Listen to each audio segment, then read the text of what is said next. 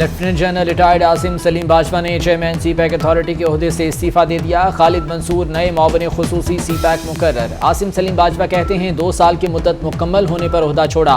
असद उमर की जानिब से नई तैनाती का खैर मकदम।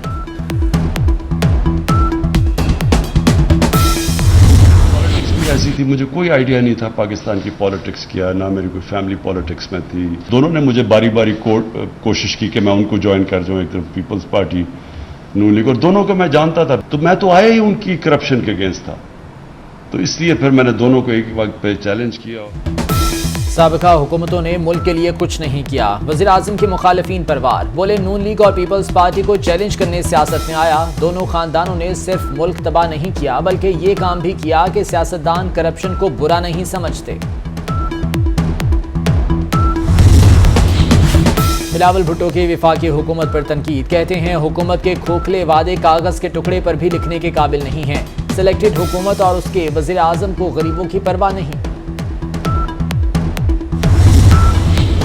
3 साल बहुत मिन्नतें हो गईं, अब और नहीं। हुकूमत को कोई अकल और समझ नहीं, काम करके दिखाएं। स्पीकर परवेज इलाही हुकूमत और ब्यूरोक्रेसी पर बरस पड़े।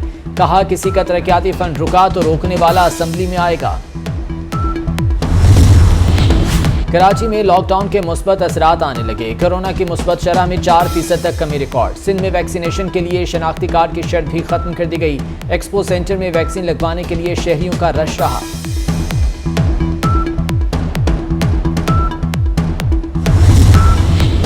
वज़ीर आज़म हाउस अभी किराए पर नहीं दिया जाएगा। काबीना अरकान की मुखालफत के बाद वज़ीर आज़म हाउस को प्राइवेट तकरीबात के लिए खोलने का मामला मौखर। वज़ीर इत्तलात फवाद चौधरी कहते हैं कि PM हाउस के अकब में ज़मीन पर यूनिवर्सिटी बनाई जाएगी।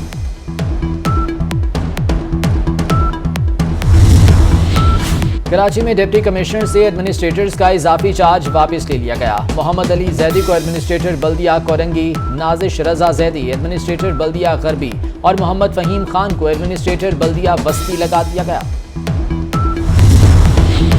कराची में सिंध पुलिस की जानिब से यौम शोहदा की तकरीब का इनेकाद। शोहदाए पुलिस को खराज अकीदत पेश किया गया। मुर्तज़ा वहाब कहते हैं पुलिस का शहर-ए-काद की रोशनियां बहाल करने में अहम किरदार है।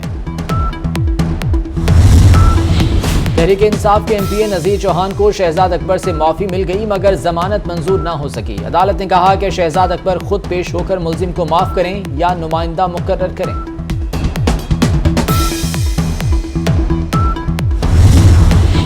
पॉइंट ऑफ सेल से मुंसलिक न होने वाले रिटेलर्स के खिलाफ कार्रवाई का फैसला। FPR ने 6763 बड़े रिटेलर्स की फहरिस्त तैयार कर ली। FPR ने रिटेलर्स को 15 अगस्त तक का वक्त दे दिया। डॉलर की ऊंची उड़ान। इंटरबैंक में मजीद 33 पैसे महंगा, 164 रुपये 30 पैसे पर पहुंच गया। 1 जुलाई 2021 से अब तक डॉलर 6 रुपये 46 पैसे महंगा हो चुका।